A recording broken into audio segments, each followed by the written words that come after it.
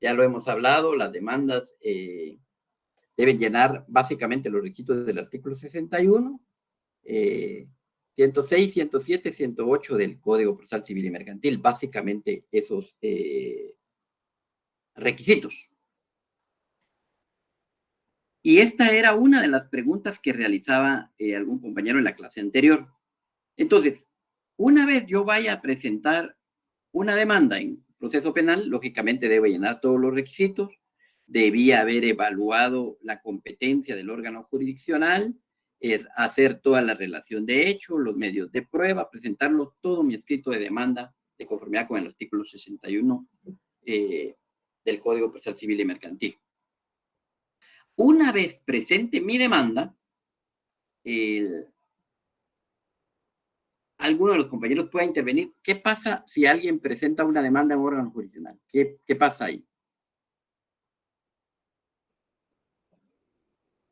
Pregunto.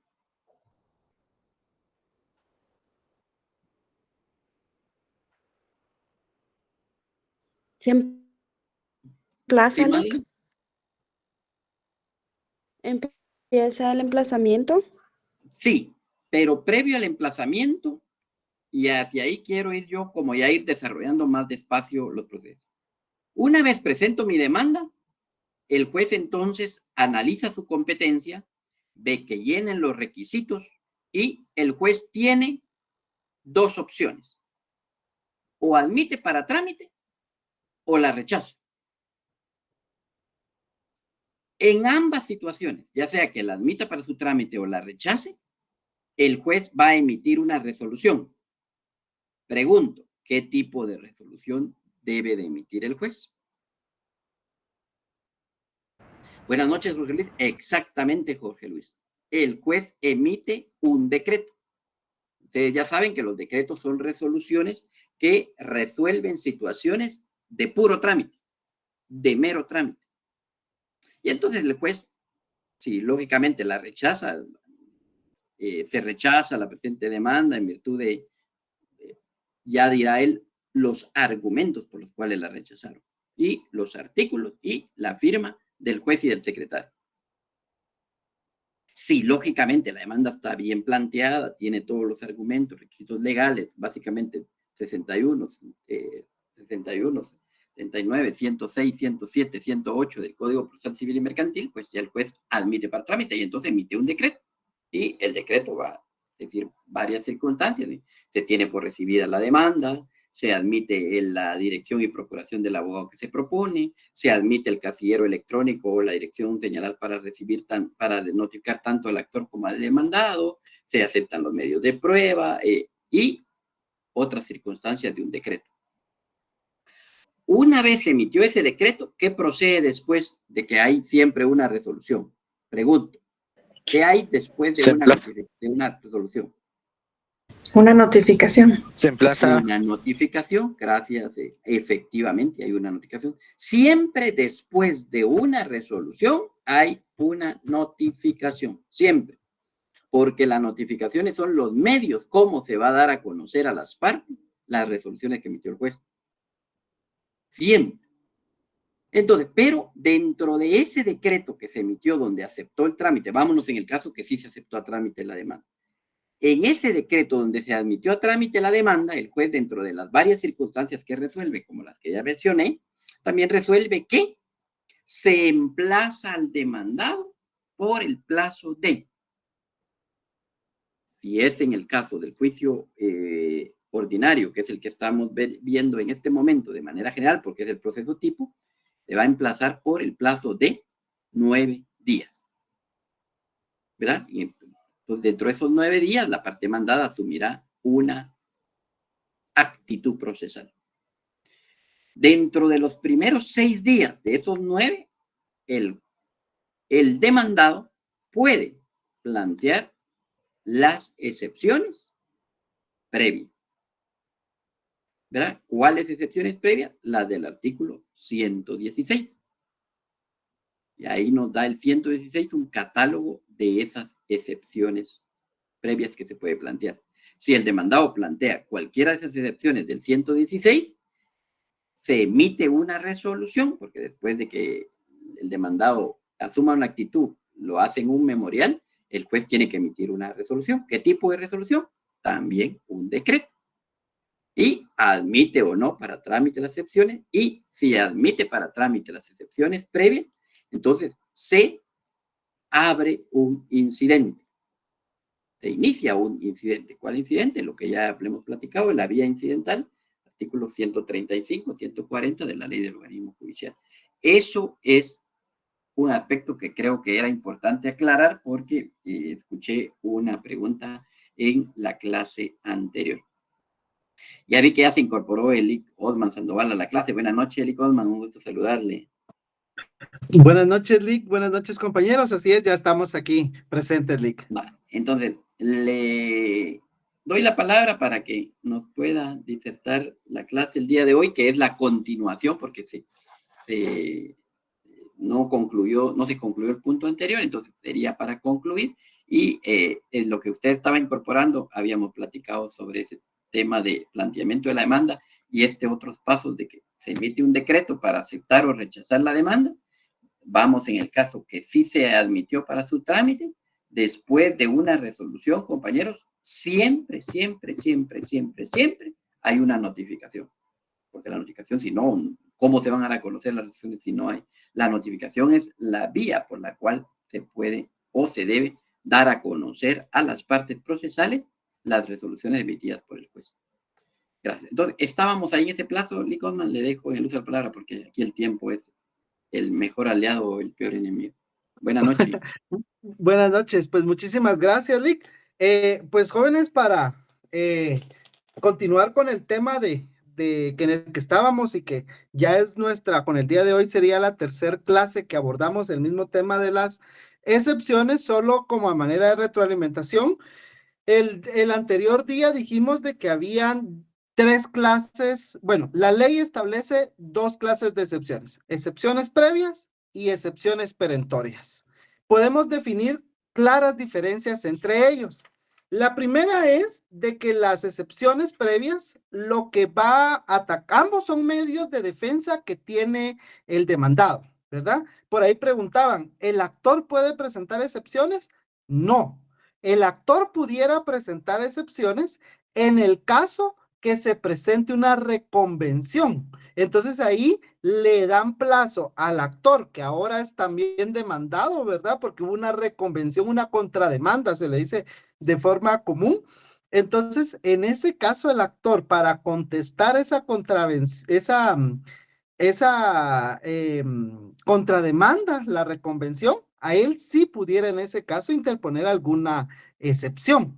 Pero en este caso, a quien en principio le corresponde la facultad de poder interponer excepciones es al demandado. Entonces puede presentar excepciones previas o excepciones perentorias. Las excepciones previas son para depurar el proceso, es decir, atacan la forma, mientras que las excepciones perentorias atacan el fondo. Lo que buscan es destruir la pretensión del actor, ¿sí? Entonces ahí tenemos la primera diferencia. Una ataca la forma y la otra ataca el fondo.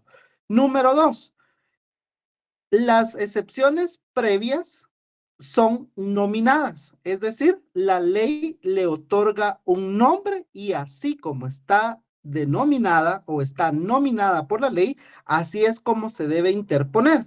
Mientras que las excepciones perentorias son innominadas, es decir, la persona que la va a plantear, en este caso el demandado, al momento de interponer su excepción perentoria, le puede poner el nombre que él quiera, porque la ley no da un listado como el que encontramos en el artículo 116 del Código Procesal Civil y Mercantil, que sí nos enumera y nos da el nombre de cada una de las excepciones previas.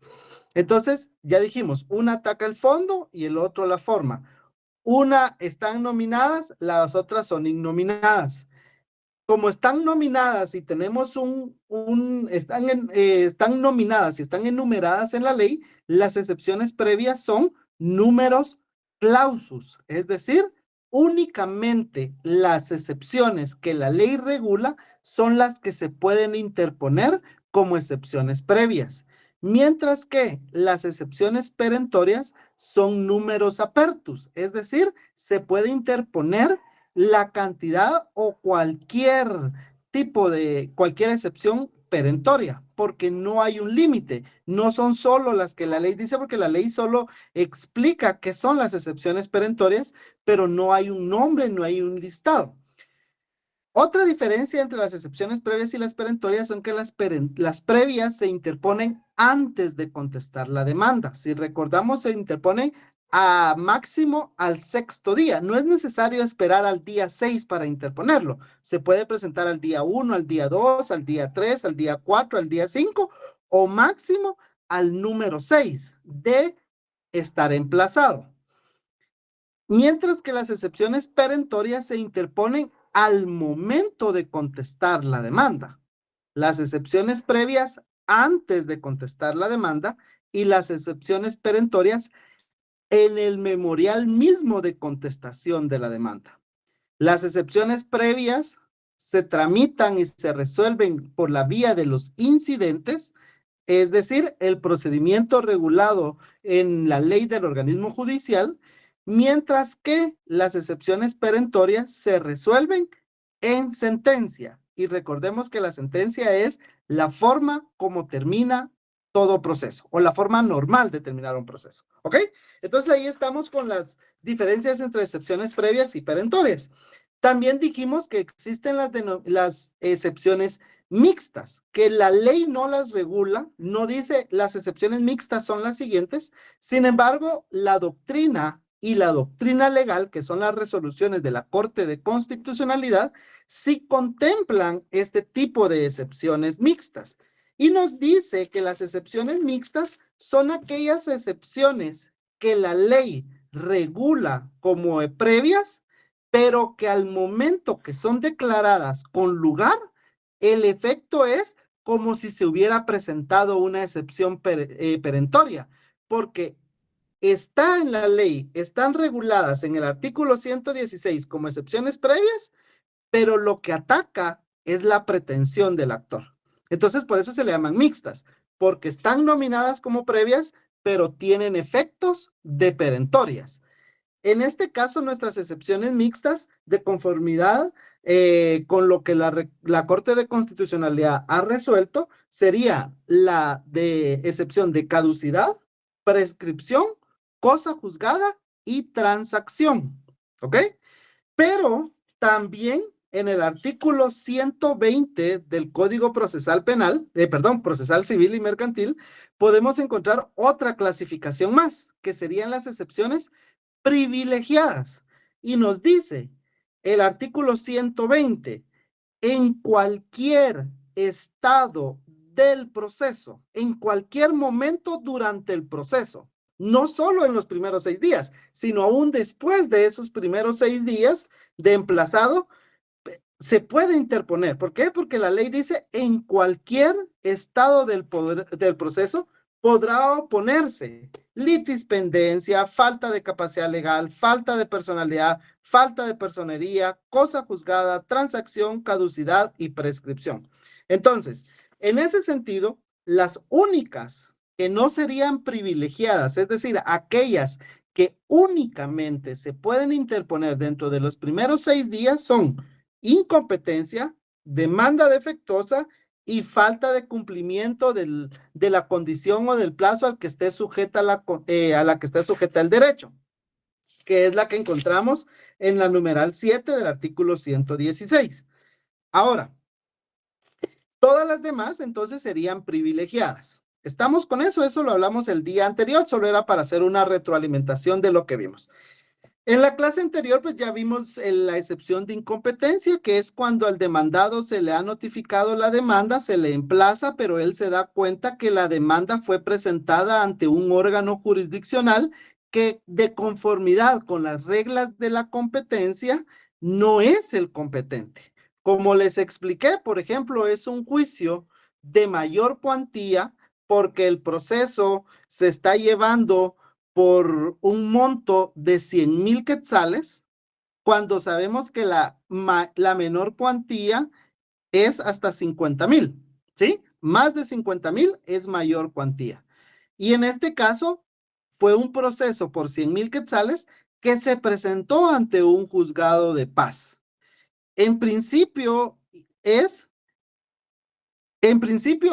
de que el juez, al ver que no es el competente, él debería excusarse de seguir conociendo y decir, no, yo no soy el competente de este proceso, pero puede ser que no se percataron y le dio trámite a la demanda.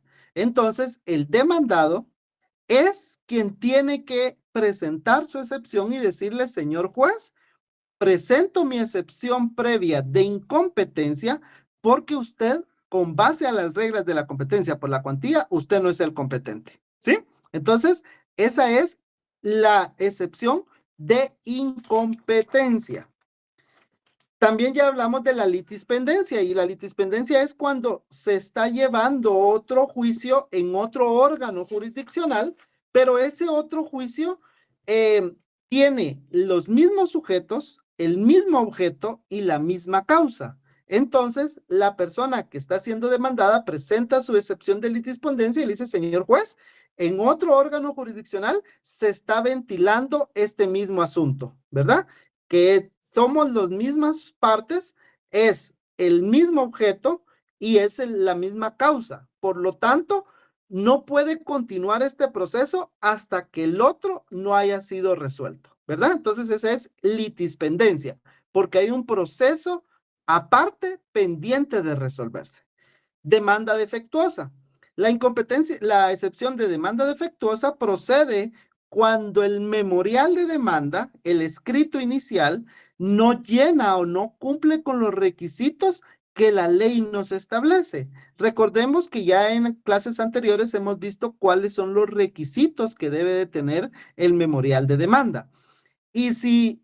Los principales requisitos están en el 61, no obstante, pues hay otros requisitos en otros artículos. Entonces, si la demanda no cumple con todos estos requisitos formales que la ley establece, el demandado puede presentar una excepción de demanda defectuosa, es decir, hay errores en el memorial de demanda, ¿sí? También hablamos sobre la falta de capacidad legal, y esto es que hablamos de que para tener capacidad procesal, es decir, la facultad de poder iniciar un proceso, yo tengo que tener capacidad de ejercicio. Y la capacidad de ejercicio se adquiere a los 18 años. Si bien es cierto, los menores de 18 años también tienen capacidad, pero no es capacidad de ejercicio. Por lo tanto, para poder iniciar un proceso, necesita que alguien que ejerza la representación de él lo inicie. En este caso, si es un menor de edad, quien tiene que iniciar el proceso es su representante legal. En principio, pudiéramos decir que la representación legal le corresponde a los padres que ejercen la patria potestad o a cualquiera de ellos si alguno de los dos la ejerce con exclusividad. En dado caso, no hay padres, también hablamos en una clase sobre lo de la tutela, ¿verdad? Entonces, la falta de capacidad legal es cuando usted demandado se da cuenta que la demanda fue presentada, por ejemplo, por un menor de edad o por un mayor de edad que ha sido declarado en estado de interdicción y no por el representante legal de ellos, sino directamente por el menor de edad. Entonces usted presenta una excepción de falta de capacidad legal.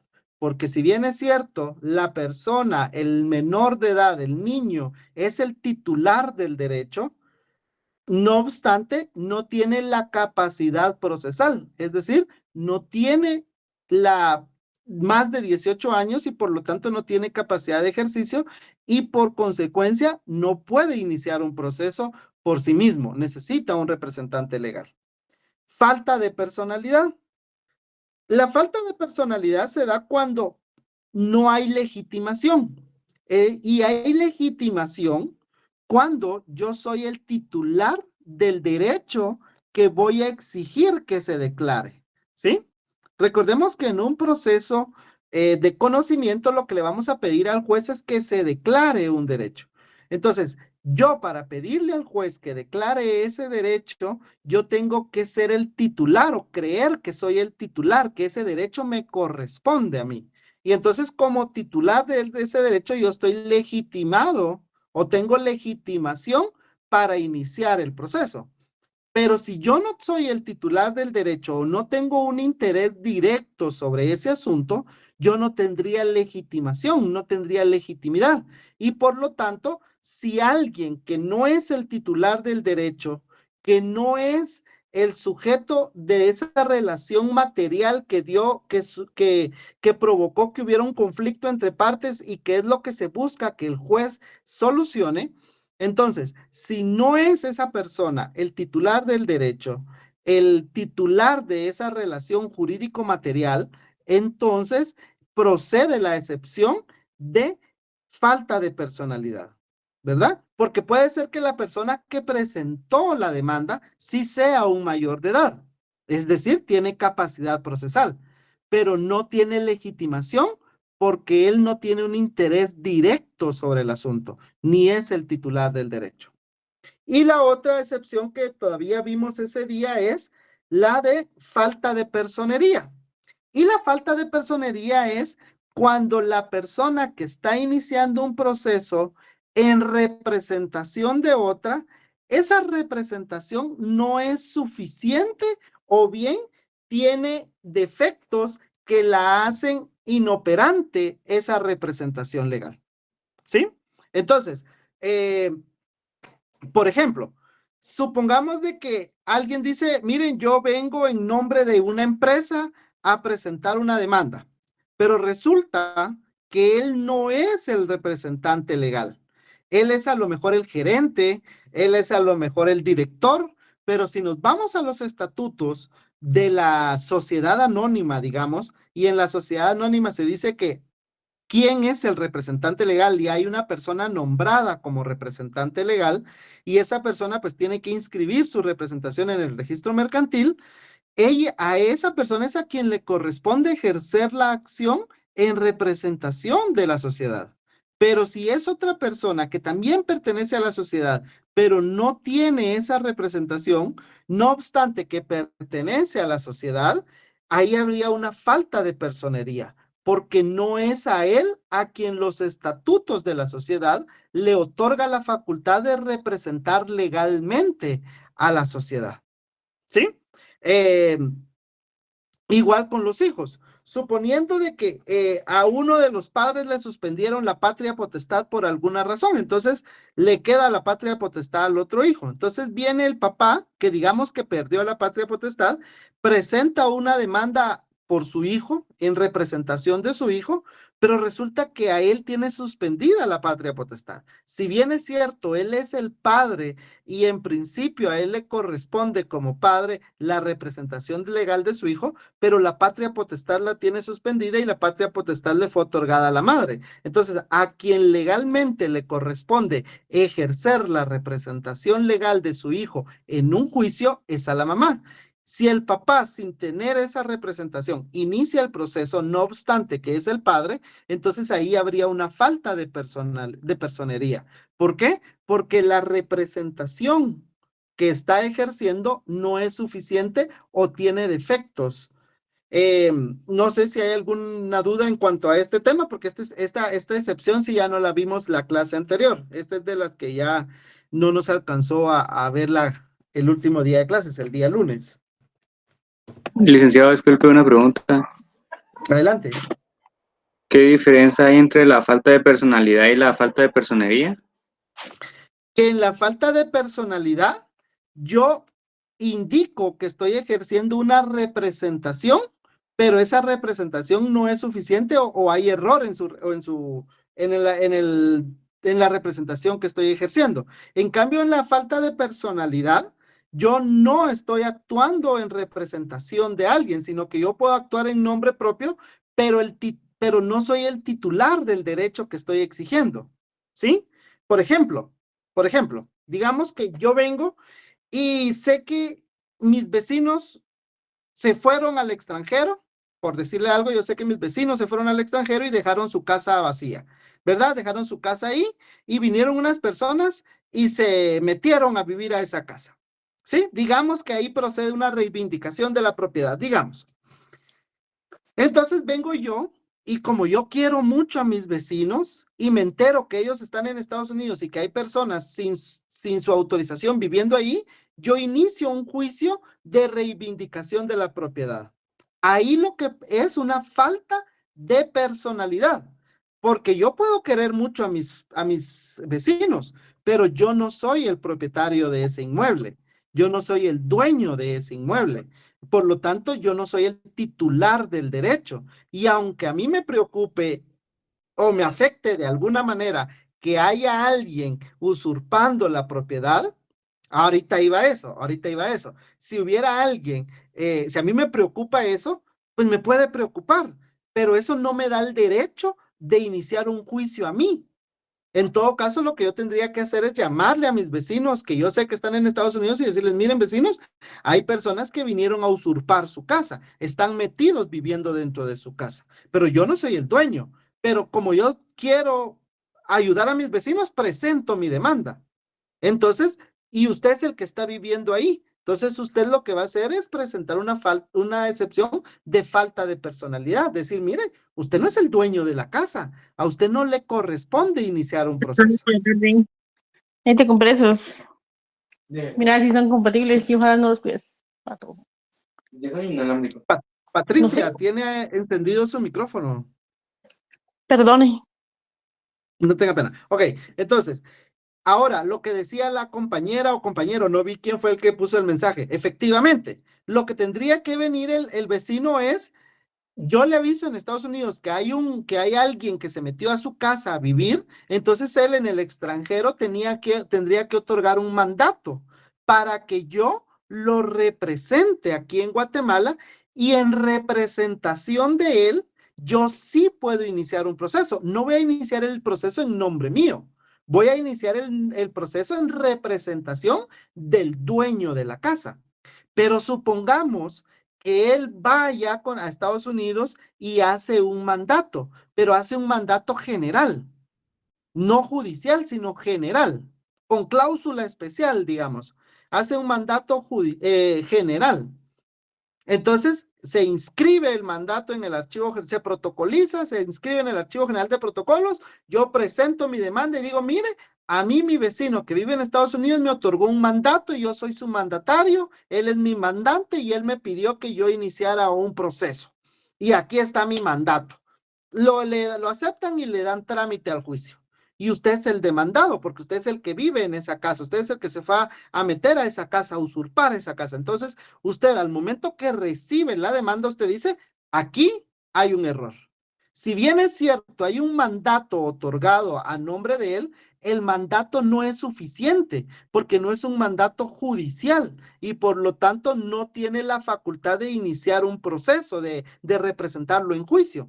Entonces, ahí procedería la excepción de falta de personería, porque si bien es cierto, yo soy el representante legal de mi vecino, dueño de la casa, pero el mandato que tengo no es suficiente para poder iniciar un juicio.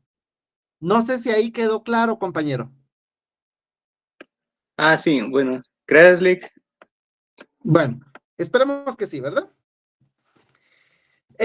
Bueno, siguiente excepción, que sería la del numeral 7 del artículo 116. Aquí, como el licenciado Estuardo bien lo comentó en una clase anterior, aquí realmente tenemos 4 excepciones en una, que es que el nombre que la ley nos indica es falta de cumplimiento del plazo de la condición a que estuviera sujeta la obligación o el derecho que se haga valer. No sé si hay alguno que tenga en su código falta de cumplimiento del plazo. El vecino sí puede ser su mandatario. Un vecino puede serlo, no debe ser. Era un ejemplo, porque en este caso, digamos que yo soy abogado. Entonces, para ser mandatario hay que ser pariente dentro de los grados de ley o ser abogado. No sé si era la duda, la leí por partes. Ok, entonces, repito, en el numeral 7 del artículo 116, en mi código dice, falta de cumplimiento del plazo de la condición. No sé si hay alguien que en su código sí diga falta del cumplimiento del plazo o de la condición, que haya una O de la condición, una O después de la palabra plazo. O todos 107 están dijo Lick, conformes. disculpe. No, el numeral 7 del artículo 116. Ah, 107, gracias. El mío sí tiene la O. Sí, pues, ok, excelente. Es que eso era lo que les iba a comentar. Hay unos códigos que traen error de imprenta, Sí, tiene como la por O, ejemplo el mío. perdón. Ajá, excelente. Entonces ahí queda claro, porque ahí le insisto, no es en la única situación, sino que hay veces vamos a encontrar ciertos errores de imprenta, pero al menos en mi código, y por si hubiera alguien que lo tuviera igual, les digo, en mi código dice falta de cumplimiento del plazo de la condición. Hace falta una O, porque es falta del cumplimiento del plazo o falta del cumplimiento de la condición. Del plazo o de la condición a la que está sujeta la obligación o el derecho que se haga valer. Entonces, las excepciones aquí pudieran ser falta del cumplimiento del plazo de la obligación o falta del cumplimiento del plazo del derecho. O bien, falta de cumplimiento de la condición a la que está sujeta la obligación o falta de cumplimiento de la condición a la que está sujeto el derecho. ¿Cómo así? Vamos a poner un ejemplo. Supongamos que yo vengo y le presento, gracias, Lick. Supongamos que yo presento, ¿cómo vamos a ver? Ok, supongamos que yo hago un contrato con ustedes. Alguien me dice, mire, Lick, hágame un favor. Mejor ya sé. Yo soy el dueño de una casa y la doy en alquiler. ¿Sí? Entonces, alguno de ustedes viene y me dice, mire, Lick, yo quiero alquilar su casa, yo me quiero ir a vivir a su casa, entonces hacemos un contrato de arrendamiento. El contrato de arrendamiento dice de que será ok, que será una renta mensual de 1,000 quetzales y que el plazo es por un año. Y que a los 6 meses, yo como arrendante puedo unilateralmente dar por finalizado ese contrato. ¿Sí? Entonces vengo yo y les doy la casa en alquiler.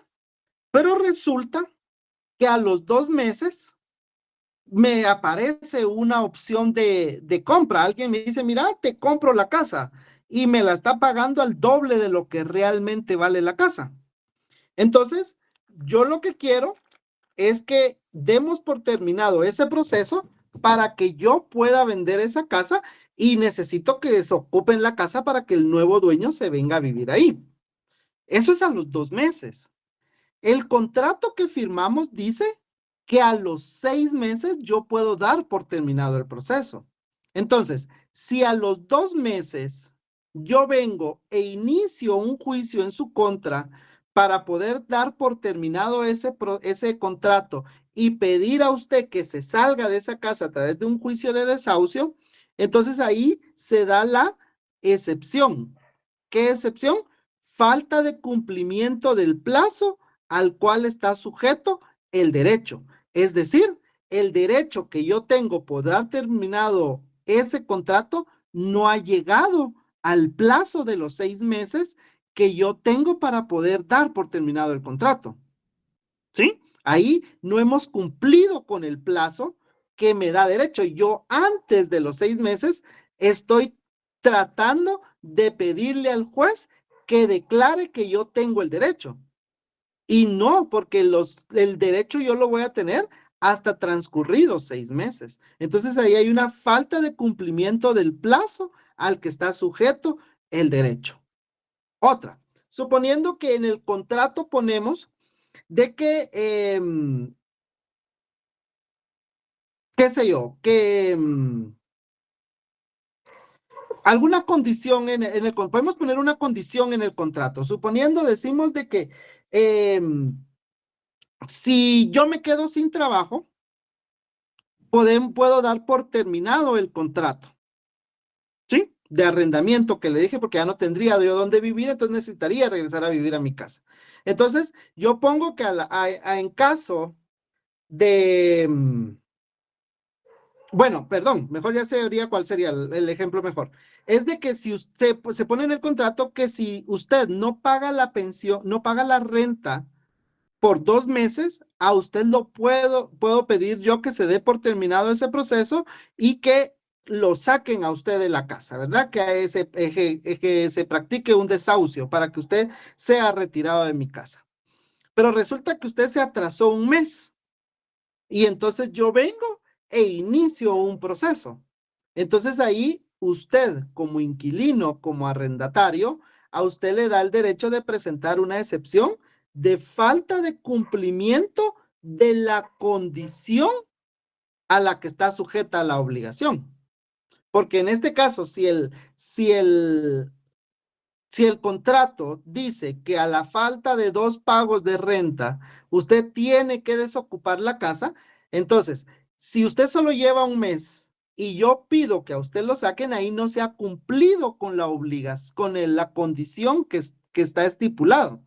Entonces, como no se ha cumplido la condición, usted tiene el derecho de presentar o de plantear una excepción de falta de cumplimiento de la condición a la que está sujeta, ya sea la obligación o el derecho, ¿verdad? Habría que ver cuál sería el asunto en concreto, pero no sé si queda claro esta situación, que hay que o no se ha cumplido el plazo o no se ha cumplido la condición, ¿sí? No sé si hay alguna duda en esto.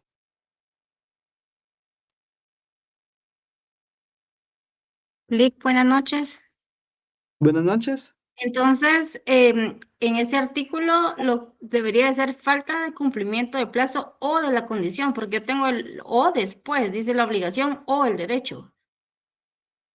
Sí, es falta de cumplimiento del plazo a la que está sujeta la obligación, falta de cumplimiento del plazo a la que está sujeta el derecho, falta de cumplimiento de la condición a la que está sujeta la obligación o falta de cumplimiento de la condición a la que está sujeta el derecho.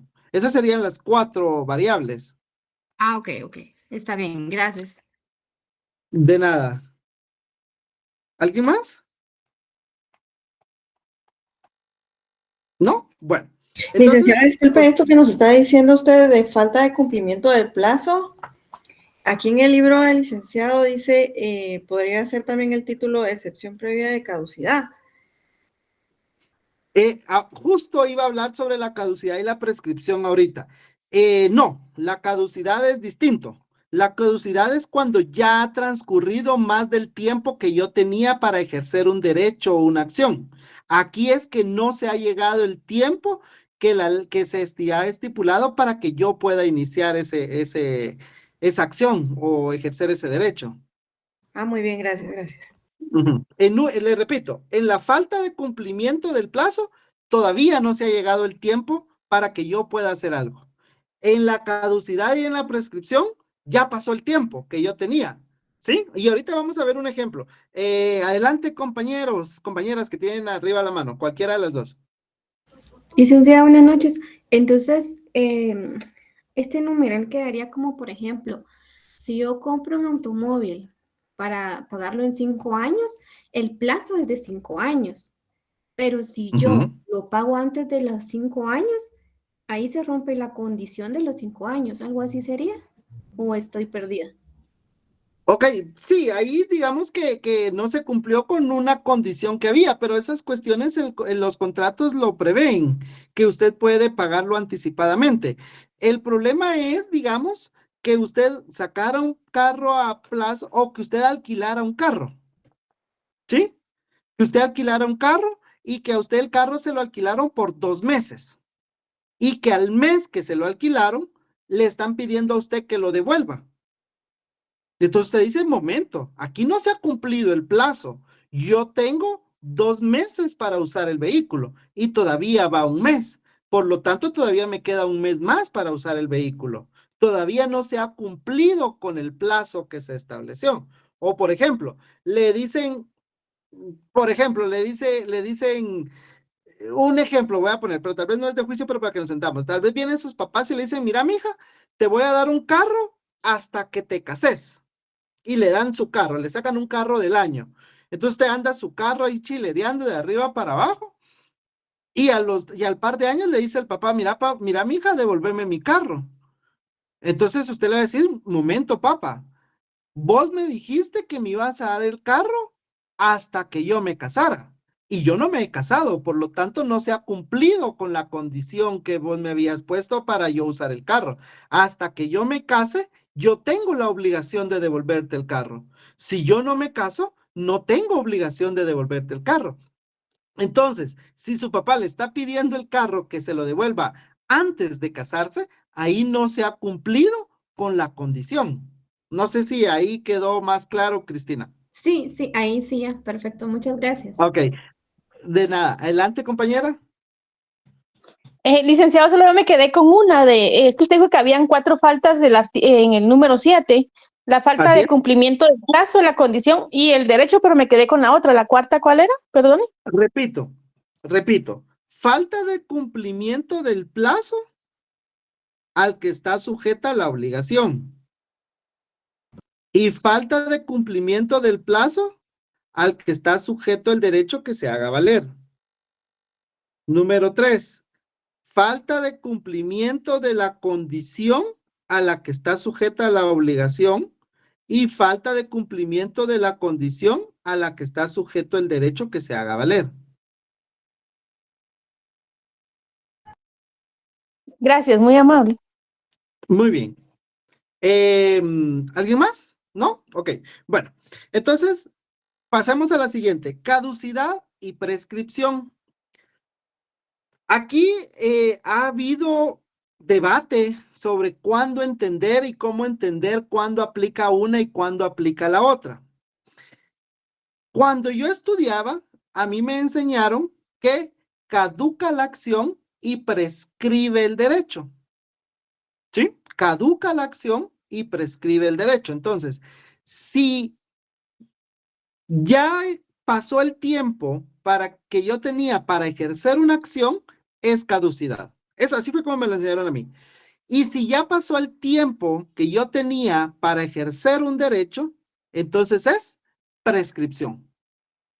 Porque caducan las acciones y prescriben los derechos. Sin embargo, esa teoría ha ido como evolucionando y ya no es tan tajantemente aceptado ese postulado de que caducan las acciones y prescribe el derecho. ¿La puede repetir? ¿Qué cosa, Martín? Perdón. Martín es compañera, ya me recordé, pero Sí, es la perdón. foto de su hijo. No, lo que acaba de decir, ¿cómo es que usted lo había entendido? Disculpe. Ok. Yo les decía que a mí me lo enseñaron en la universidad, cuando yo estaba como ustedes, que caduca la acción y prescribe el derecho. Cuando hablamos de caducar una acción, significa a ese ejercicio o a esa actividad que yo realizo dentro de un juicio. Si yo hago algo dentro de un juicio, se le denomina acción, mientras que algo que es fuera de juicio es un derecho. Y por lo tanto se decía, caduca la acción y prescribe el derecho. Si yo no ejercité mi acción dentro del plazo que yo tenía, entonces ya caducó esa acción. Ya no la puedo realizar. En cambio, si yo tenía un derecho, pero ya pasó el derecho que yo tenía para poder ejercitar ese derecho, entonces ahí el derecho ya prescribió. Entonces, caduca la acción y prescribe el derecho. Pero insisto, hay quienes aún se mantienen en ese postulado. Hay quienes han ido evolucionando y dicen, no, la caducidad es tanto para acciones como para derechos, ¿verdad? Entonces, la doctrina nos da ahí una serie de diferencias. Asimismo, les comento que la Corte Suprema de Justicia, al ver que existía solo permítame. Ok, al ver que existía esta, ¿cómo les dijera yo? Duda en cuanto a cuándo aplicar la excepción previa de caducidad y cuándo aplicar la excepción previa de prescripción, la Corte Suprema de Justicia lo que hizo fue hacer una recomendación. Y es como que bastante, creo yo que es bastante bueno, no creo que sea lo suficiente ni lo necesario, pero fue lo que hizo la Corte Suprema de Justicia y recomendó. Y esa es una recomendación muy válida y que aún se sigue aplicando para algunos. Y es que dice que cuando la ley indique que el derecho o la acción prescribió, procede la excepción de prescripción. Y que cuando la ley no diga que prescribió, entonces significa que es la excepción de caducidad. Así. Entonces, si la ley dice prescribió, Perdón, licenciado, o sea, podría volver a repetir, es que no, para poder agarrarse bien, por favor. No tenga pena, voy a tratarlo de explicar ahorita. Entonces, pero insisto, si la ley dice que el derecho prescribió, procede excepción de prescripción. Pero si la ley no dice que prescribió, entonces se entiende que lo que se debe interponer o plantear es la excepción de caducidad. Eso es algo muy utilizado, muy aplicado, digamos, porque sirve como para quitarse todo este rollo entre cuándo es caducidad y cuándo es prescripción y todo lo teórico y todo lo doctrinario que hay sobre este asunto. Sin embargo, quiero que entendamos esto. ¿Qué es la prescripción? ¿Alguien me puede decir qué entiende por prescripción?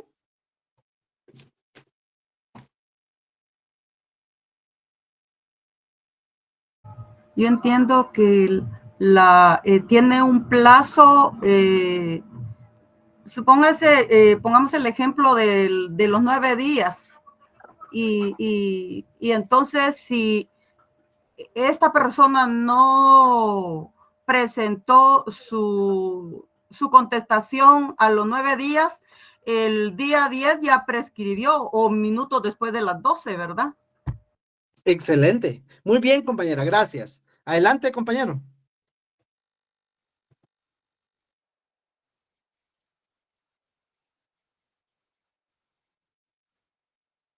Muy bien, gracias. Veamos lo siguiente, pero que ubiquémonos en la prescripción. Hay dos clases de prescripción. ¿Alguien me puede decir cuáles son las dos clases de prescripción?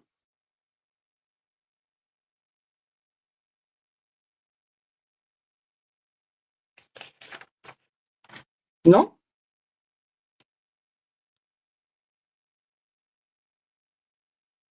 Ok, la excepción puede ser adquisitiva o positiva, o puede ser extintiva, o liberatoria, o negativa.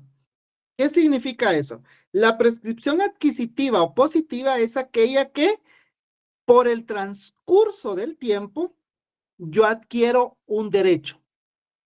Mientras que la prescripción negativa o extintiva o liberatoria significa que por el transcurso del tiempo yo pierdo un derecho.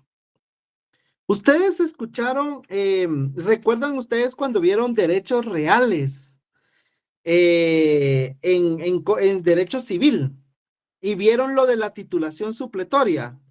Y vieron de que son 10 años los que tienen que transcurrir para yo poder iniciar. ¿Alguien ha escuchado de eso? Que nos ayude aquí, que nos apoye con esto. ¿No? Ok. Les comento así rápido para poner el ejemplo. Suponiendo que hay un terreno baldío. Yo salgo de mi colonia y no es mentira. Ahí hay un terreno donde supuestamente van a construir unos comerciales, ¿verdad? Pero el terreno está ahí. Y yo digo, bueno, aquí no vive nadie, no hay nadie, me voy a vivir yo ahí. Y armo una mi champita y me quedo viviendo yo ahí. Si yo durante 10 años vivo en ese lugar de forma pública, pacífica, de buena fe y a título de dueño, yo a los 10 años puedo iniciar un proceso de titulación supletoria y decir, miren, este terreno no tiene dueño y yo he vivido por más de 10 años aquí. Entonces, como ya pasaron 10 años, a mí ya me nació ese derecho. Ahí hay una prescripción adquisitiva, porque por el transcurso del tiempo, a mí me inició un proceso, un derecho, y que es el derecho de poder solicitar la propiedad de ese inmueble. Voy a llevar un proceso de titulación supletoria.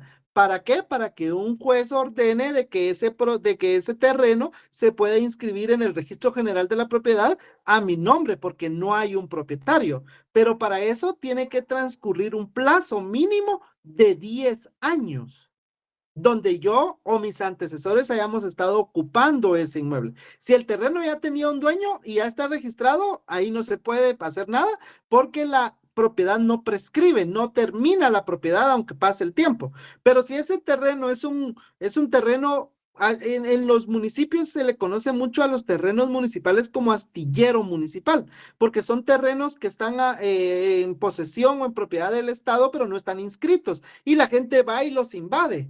Y ya después de 10 años pueden iniciar su proceso de titulación supletoria. Pero el ejemplo de la titulación supletoria era para que entendamos que después de 10 años de yo vivir en ese lugar, a mí me nació el derecho. Entonces a eso se le llama prescripción adquisitiva o prescripción positiva, porque a mí me nació un derecho. Caso contrario, ahorita voy, Jorge Luis, ahorita le doy la palabra, solo pongo este ejemplo. Caso contrario, si nos vamos a los juicios ejecutivos, vamos a ver. Aquí está. El artículo 296. ¿Alguien me hace favor de leer el artículo 296 del Código Procesal Civil y Mercantil? 296.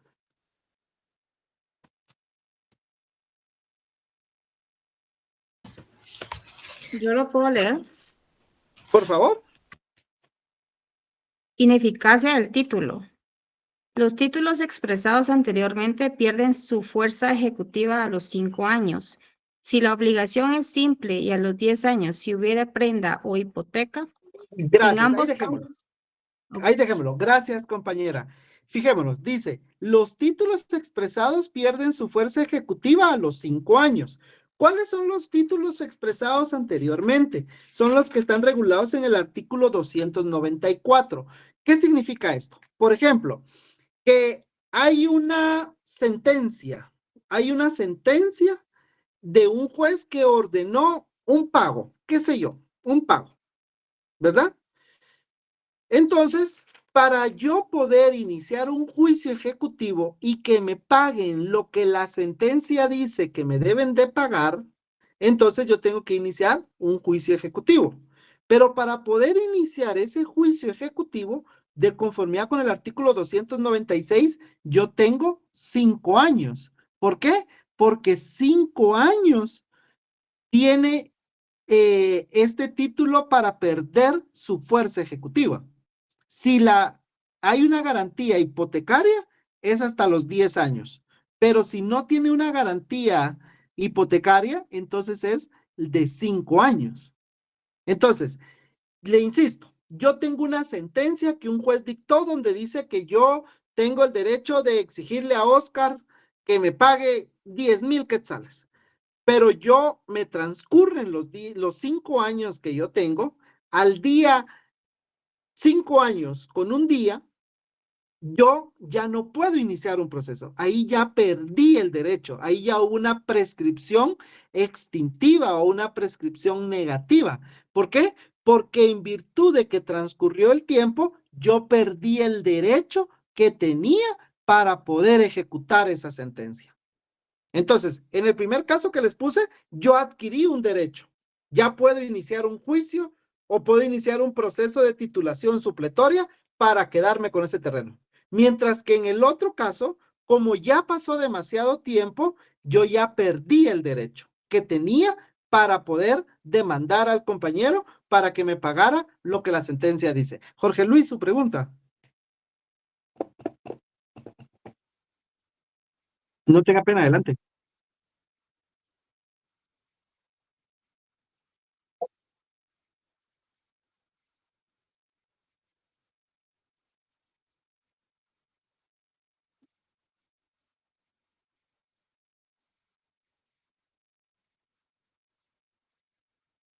Ujú.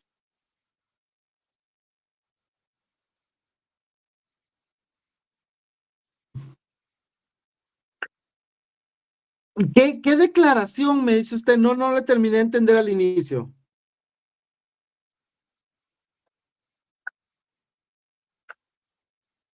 Ujú. Claro, el proceso se hace ante juez y obviamente como todo proceso yo tengo que presentarle mis pruebas. Entonces yo tengo que presentar los documentos que acrediten de que yo tengo 10 años de vivir ahí o bien que las personas que han vivido antes que yo ahí tienen más de 10 años.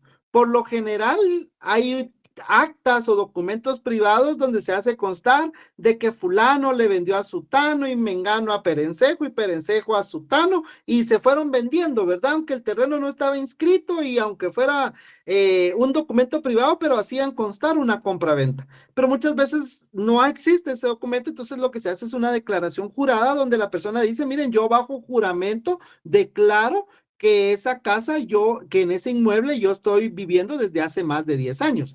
Como usted dice, se lleva todo un proceso. Hay que notificar a los colindantes, o sea, las personas que tienen propiedades alrededor de esa propiedad, tienen que llegar a declarar otros testigos que digan, sí, efectivamente, él vive ahí, todos sabemos que él es el dueño, desconocemos si hay un dueño, también se hacen publicaciones y si al final del proceso el juez determina que efectivamente procede la titulación supletoria, entonces ordena que ese derecho sea inscrito en el Registro General de la Propiedad, pero aún tienen que pasar otros 10 años para que se dé la usucapión. Y recordemos que la propiedad no prescribe, entonces resulta que el verdadero dueño de ese terreno vivía en Estados Unidos y un día vino a pasear y se dio cuenta que ya había alguien ahí. Él puede iniciar un proceso de reivindicación de la propiedad porque él es el verdadero dueño. No obstante que ya un juez ordenó la inscripción, no obstante que el juez ya ordenó la prescripción, la inscripción, el derecho de propiedad no prescribe. Entonces, ¿y qué va a valer más? Primero en tiempo, primero en derecho. ¿Quién fue el primer dueño? El que está en Estados Unidos y vino. Entonces, él es el que tiene el derecho. O hay otra frase que dice, o no frase, sino son principios que se aplican en el derecho, es primero en registro, primero en derecho. El primero que registró su propiedad fue el señor, y entonces aunque haya otra inscripción posterior, la que prevalece es la primera inscripción. No sé si con eso, Jorge Luis. Ok, Carol. Buenas noches, licenciada. Una pregunta. Yo conozco a una persona que le vendieron el derecho de posesión de un inmueble, pero resulta que no estaba inscrito cuando él quería como que pasarlo a su nombre. Entonces, ¿qué se podría hacer ahí para como... Y la persona que le vendió el derecho de posesión ya no está viva, pero ella tiene más de como de 20 años de tener, o sea, de estar ahí, pues, de que le vendieron. Mire, si usted gusta, a lo mejor el lunes o el viernes lo platicamos de forma presencial, porque pues esto ya son cuestiones muy personales, ¿verdad? Y en todo caso, pues es un tema que o ya vieron en derecho civil o está pendiente de que se vea cuando vean procesos especiales. No recuerdo bien si el programa de estudios contempla ver este procedimiento, yo creyera que sí, pero en todo caso, si tiene alguna duda, lo platicamos un día de estos en la U y con mucho gusto pues le puedo orientar cualquier situación. Por el momento vamos a continuar con las excepciones. Gracias, licenciado, muy amable. Con mucho gusto. Entonces, les insisto, va a depender del criterio que tenga cada quien para considerar si lo que procede es presentar la excepción de caducidad o presentar la excepción de prescripción. Si nos vamos a lo que dice a lo que dijo a la opinión o a la recomendación que dio la Corte Suprema de Justicia, si la ley dice que prescribió, entonces lo que procede es presentar una excepción de prescripción. Si la ley no lo indica o dice que es caducidad, que caducó el derecho, entonces lo que procede es una excepción de caducidad. Pero como les decía, lo que a mí me enseñaron en la universidad y aún es válido y aún entiendo que lo enseñan de esa manera, es que caduca la acción y prescribe el derecho. Entonces, ¿cómo sería este caso? Lo que la compañera decía era, por ejemplo, un ejemplo que pudiéramos entender. La persona no contestó su demanda dentro de los 9 días. Ahí se le pasó el tiempo que él tenía, pero ahí no procede una excepción porque lo que va a hacer el actor es solicitar la rebeldía y el juicio va a continuar. No procedería una excepción en este caso en contra de él. Pero sí podemos creer en el juicio de jactancia. ¿Han escuchado lo que es la jactancia ustedes, compañeros? No, ¿No? Ok, la jactancia en forma general puedo decir que es que yo vengo y ando diciendo, la casa donde vive Jorge Luis es mía. Yo voy a iniciar un proceso en contra de él para que lo saquen de esa casa porque esa es mía. Y esa casa es mía y yo insisto e insisto que la casa es mía. Entonces Jorge Luis viene y se cansa de que yo esté diciendo de que lo voy a demandar y presenta un juicio de jactancia en mi contra. Para que, y entonces él viene y le dice al juez, mire, señor juez, él anda ahí jactándose, él anda ahí diciéndole a todos que la casa donde yo vivo es de él. Entonces, yo le pido, señor juez, que declare con lugar la jactancia y que le ordene a él que dentro del plazo que la ley establece, presente su demanda.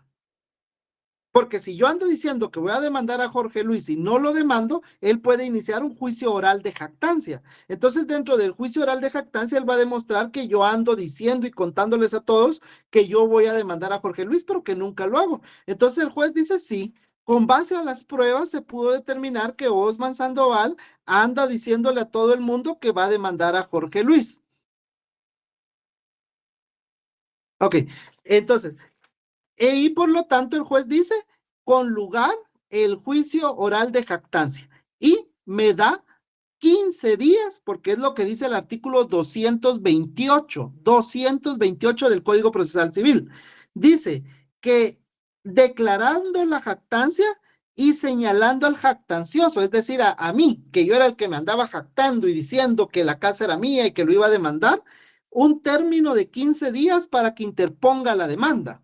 Entonces, el juez dice, mire, Osman, como usted anda diciendo que va a demandar a Jorge Luis, a partir de que me notifican la sentencia, usted tiene 15 días para presentar su demanda en contra de Jorge Luis. Transcurren los 15 días y yo al día número 16 voy corriendo con mi memorial al juzgado y presento mi demanda al juzgado en contra de Jorge Luis. Entonces, digamos que en este caso Jorge Luis pudiera decir, momento, excepción previa de caducidad, porque él tenía 15 días para demandarme y lo está haciendo al número 16. Entonces caducó la acción. El tema de las pruebas es el tema que sigue después de esta clase. Entonces, esa duda creo que la podemos resolver en la siguiente clase, compañero, cuando ya hablemos del tema de las pruebas. Entonces, pero por el momento quedémonos con esto, con lo de la caducidad. Que la caducidad aquí, lo que va a caducar es la acción, la facultad que tenía usted para presentar un juicio. Entonces, ¿qué caducó? La acción. Mientras que en la prescripción lo que caducó fue el derecho que yo tenía. ¿Verdad? Ya transcurrió el plazo que yo tenía y por lo tanto ya no tengo ese derecho yo ya lo perdí y ya no puedo iniciar un proceso en contra de Jorge Luis porque mi derecho ya venció. ¿Sí? Por ejemplo, el derecho que tiene adelante Jorge Luis, si quiere, veamos su duda.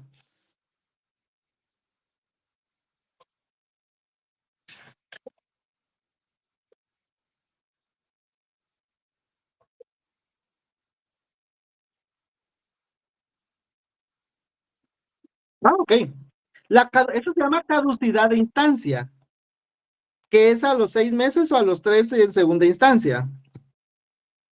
Que efectivamente, lo que usted decía, compañero, perdón que lo haya interrumpido, pero efectivamente, es cuando las partes ya no siguen accionando dentro del proceso y el proceso se paralizó.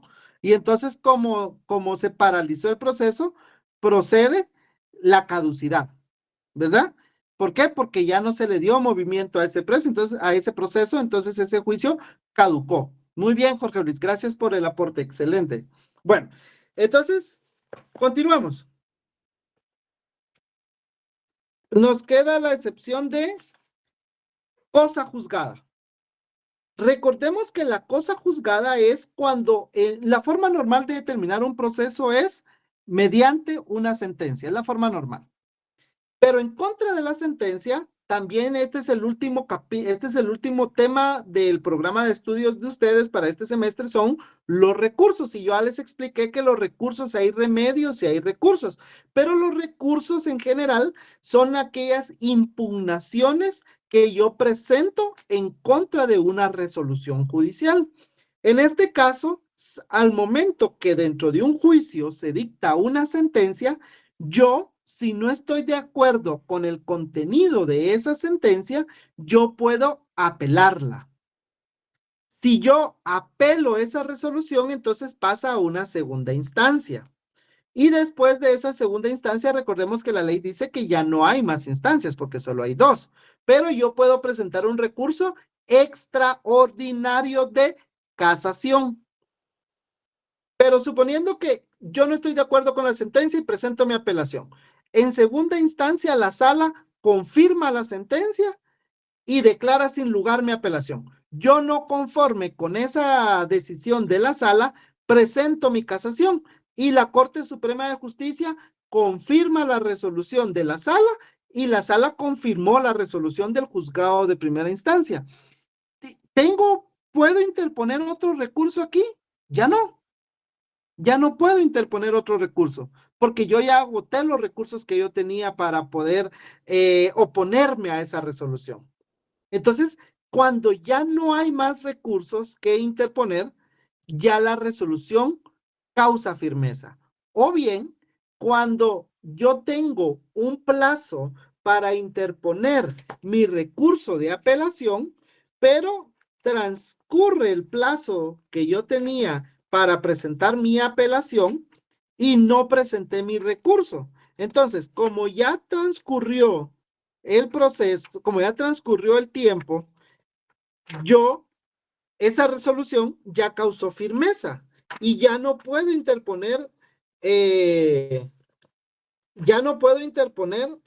aquí estoy, solo para decirles el artículo. Si nos damos cuenta, en el artículo 602 del Código Procesal Civil y Mercantil, en el tercer párrafo nos dice, el término para interponer la apelación es de 3 días y deberá hacerse por escrito. Si transcurren los 3 días y yo no presento mi apelación, también esa resolución causa firmeza. Es decir, ya hay cosa juzgada. Ya se resolvió el conflicto que presentamos ante el juez. Ya el juez declaró con lugar o sin lugar la demanda. Entonces, suponiendo que vengo yo y presento una demanda en contra de Patricia y me la declararon con lugar y yo gané y yo perdí, ¿verdad? Declararon sin lugar la demanda. Patricia demostró que yo no tenía la razón y la resolución yo la apelé, me fui a casación, pero todos confirmaron la resolución. Entonces, yo no contento con eso, inicio otro proceso. ¿Qué le corresponde a Patricia? Presentar su excepción de cosa juzgada.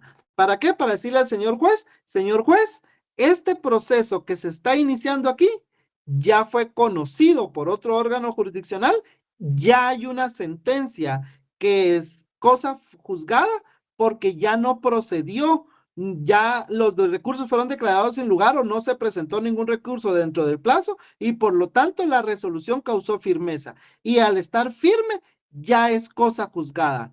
En penal hay algo que se le conoce como non bis in idem, que nadie puede ser juzgado 2 veces por el mismo hecho. Aquí aplica lo mismo. No pueden haber 2 juicios por el mismo asunto. Si ya se declaró que le asiste o no le asiste el derecho, no se puede iniciar otro proceso para volver a tratar el mismo asunto, porque ya hay una resolución que resolvió esa situación. Entonces ahí procede cosa juzgada, cuando ya existe una sentencia y después se quiere volver a iniciar otro proceso porque yo no estuve de acuerdo con lo que el juez dijo, ¿verdad?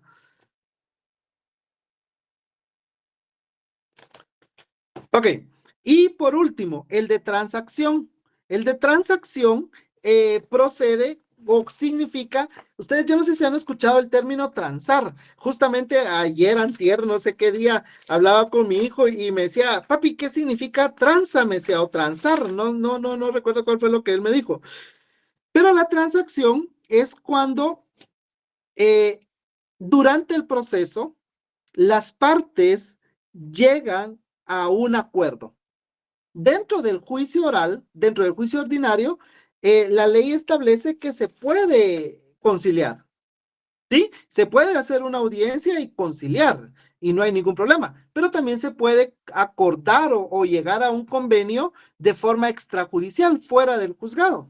Entonces, suponiendo que yo estoy demandando a Jorge Luis, y Jorge Luis viene y me habla y me dice, mire, Lick, mejor no llevemos el juicio, pongámonos de acuerdo a nosotros, y ok, llegamos a un acuerdo, entonces hacemos algo, un documento donde conste nuestro acuerdo, y viene Jorge Luis y entonces presenta la excepción, y le dice al señor juez, presento mi excepción de transacción, porque por estos hechos, por este asunto, por estas pretensiones, nosotros ya llegamos a un acuerdo, y aquí está el acuerdo al cual nosotros llegamos. Entonces nosotros ya transamos, ya hubo una transacción y esa es la excepción de transacción, cuando ha habido una transacción, cuando han transado las partes, es decir, cuando han llegado a un convenio voluntario, cuando han llegado a un acuerdo para darle solución a su conflicto.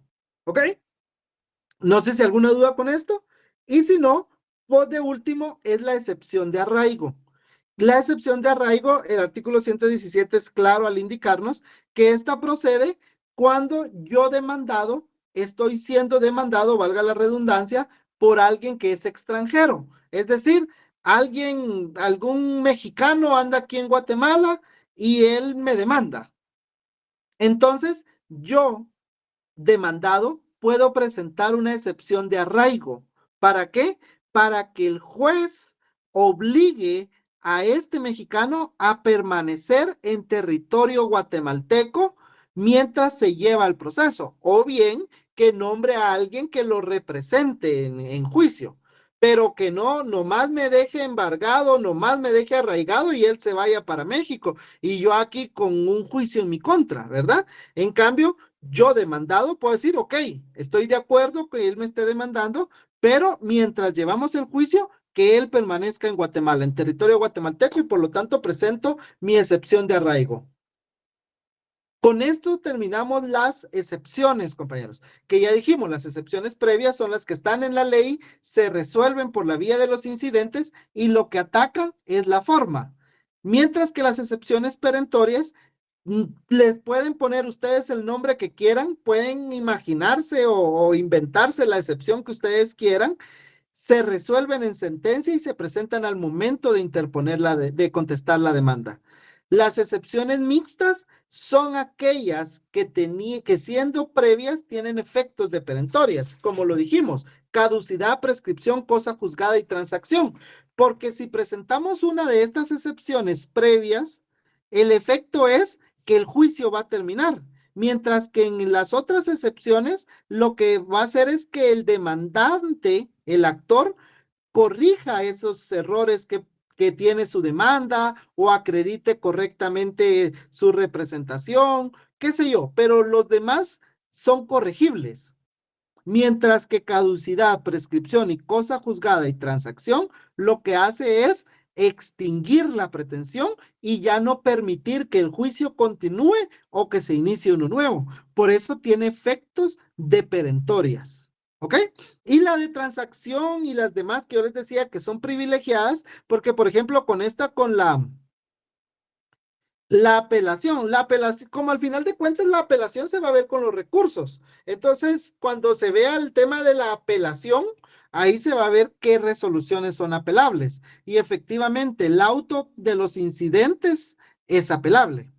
Entonces les decía el de la transacción, porque es privilegiada, porque yo tengo 6 días para presentar mi excepción y 9 para contestar mi demanda.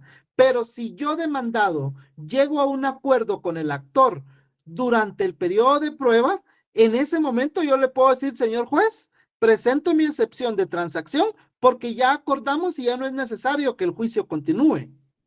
¿Sí? Por eso es privilegiada, porque yo la puedo presentar en cualquier momento, incluso después de los 6 días. ¿Ok? No sé si alguien tiene alguna duda con esto, jóvenes, y si no, a menos que el licenciado Estuardo indique lo contrario, el tema de las excepciones está agotado. Entonces, si alguien tuviera alguna duda, lo podemos ver en estos 5 minutos que nos quedan, o bien el licenciado Estuardo será quien disponga. Licenciado, disculpe, no me quedó muy claro lo de la excepción de transacción, disculpe la molestia.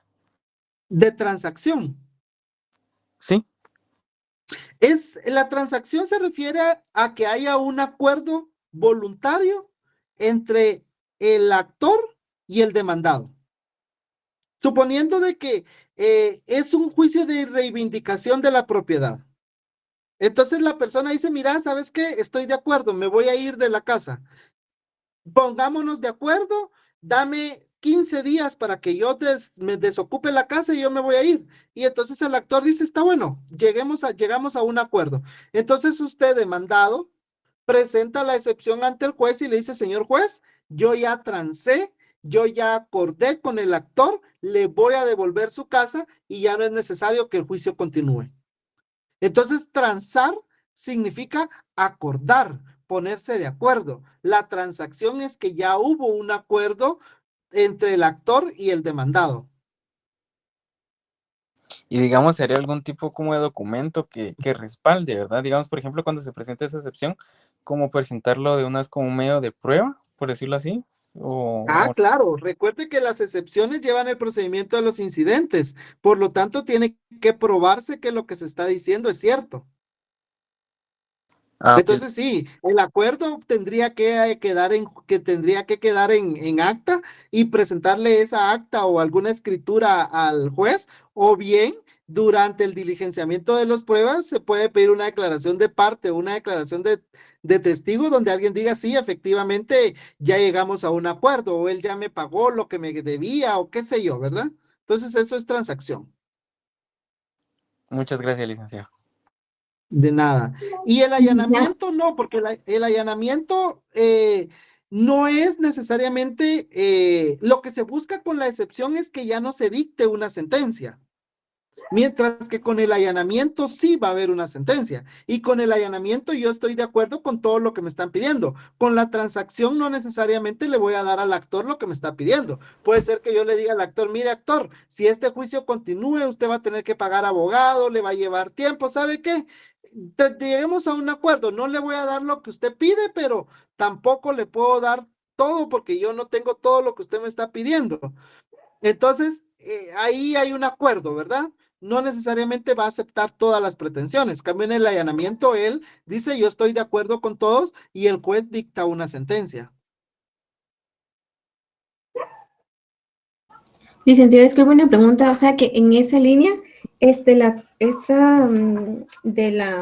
transacción, perdón, eso se da antes de la cosa juzgada, entiendo yo. La cosa juzgada es cuando la resolución ya está firme, no se presentó ningún recurso o los recursos fueron declarados sin lugar y por lo tanto la resolución causó firmeza. Entonces esa resolución se convierte en cosa juzgada, ese asunto se vuelve en cosa juzgada. No se convierte esa en la sentencia, por decirlo así. ¿Qué manda? O sea, primero va la transacción, perdón, y último va la sentencia. Eso entiendo yo. O sea, se hace el acuerdo. No, porque si hay transacción, Si hay transacción, entonces se lleva un procedimiento de incidente para conocer la excepción y el juez va a dictar un auto declarando con Ay, lugar la excepción y es que terminando el proceso. ya, o sea que primero se da eso y después se termina el proceso. Con la excepción, declarando con lugar la excepción, ahí termina el proceso. Ya, muchas gracias. Ok. No la sentí muy segura, pues, pero si no, Buenas noches, tiene la Vic. palabra.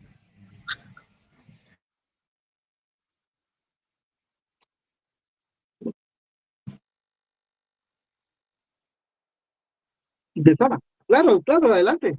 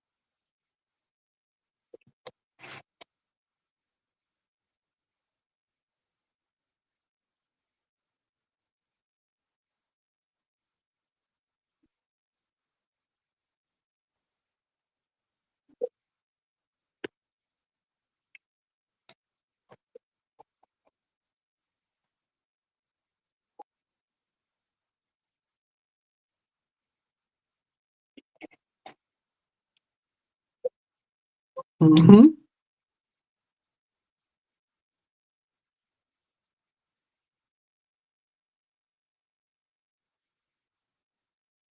Claro, recuerde que en el derecho o en los juicios en procesal existe principios y uno de los principios es el principio de celeridad y economía procesal.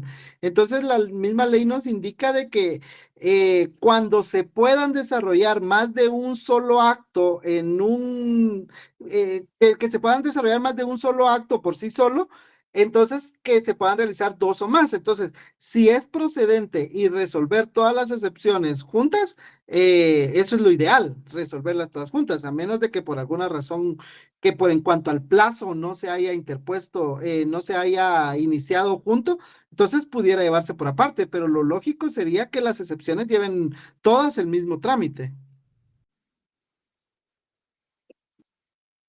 Ajá, todas se van a resolver en un mismo auto. No, no sería de que por cada de que por cada excepción un incidente separado, no. Todas es en el mismo incidente.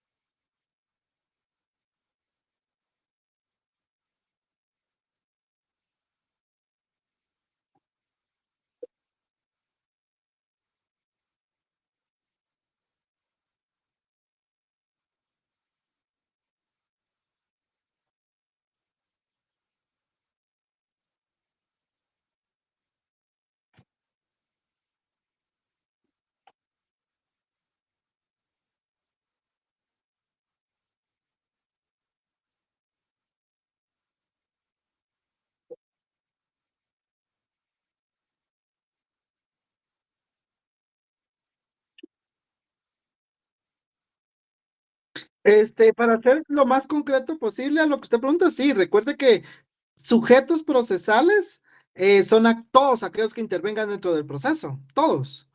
Entonces, los distintos jueces, salas y todos son sujetos procesales. Muy bien. Solo, Oscar, yo creo que usted tenía una pregunta. Oscar David Melesio. Sí, licenciado, pero es que ahorita va a empezar la otra clase de